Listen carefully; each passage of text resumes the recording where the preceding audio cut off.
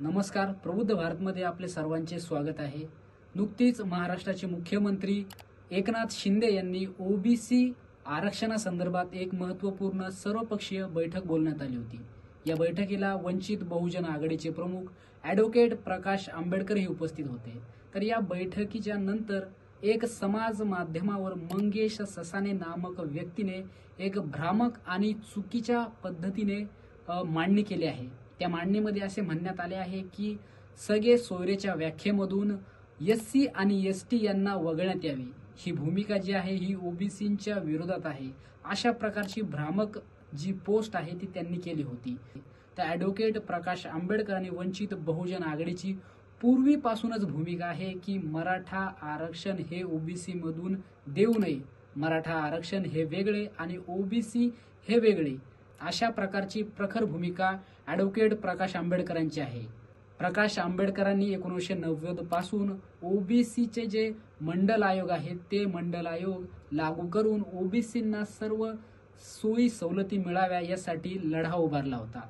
आज जे ओबीसी समाजाला आरक्षण मिळत आहे आणि ज्या मंडल आयोगाच्या ज्या शिफारसी आहेत त्या लागू होत आहे, तर यामध्ये सर्वात मोठे श्रेय हे ॲडव्होकेट प्रकाश आंबेडकरांचे आपल्याला म्हणता येईल. मंगेश ससाने हे सोयीस्कर भूमिका घेऊन मालकाला खुश करण्यासाठी सुपारी घेऊन बाजारात आलेले आहे.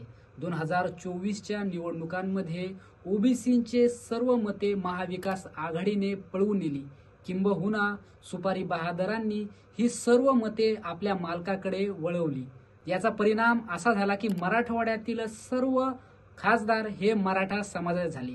तर यावर मंगेश ससाने बोलायला तयार आहेत का? 9 जुलै 2024 रोजी महत्त्वपूर्ण बैठकीला महाविकास आघाडी ही अनुपस्थित राहिली. मराठा आरक्षण, ओबीसी आरक्षण या महत्त्वपूर्ण प्रश्नावर महायुती आणि महाविकास आघाडी या दोघांनीही आपली भूमिका स्पष्ट केलेली नाही. वंचित बहुजन आघाडीने याच प्रश्नावर महाविकास आघाडीसोबत युतीची बोलणी केली होती. महाविकास आघाडीने यावर स्पष्ट भूमिका घेतली नाही. वंचित बहुजन आघाडीने महाविकास आघाडीला या प्रश्नावर आपल्या विधिमंडळ सदस्यांचा लिखित स्वरूपात ठराव मागितला होता, तर तोही त्यांनी दिला नाही. हे जग जाहीर आहे. मंगेश ससाने महाविकास आघाडी आणि महायुतीच्या संदिग्ध भूमिकेवर बोलणार नाही, कारण मिंध्यांना आवाज आणि स्वाभिमान नसतो, तो मालकाच्या पायाजवळ गहाण ठेवलेला असतो. वंचित बहुजन आघाडीची प्रखर आणि स्पष्ट भूमिका आहे की ओबीसींच्या आरक्षणामध्ये वाटेकरी नको.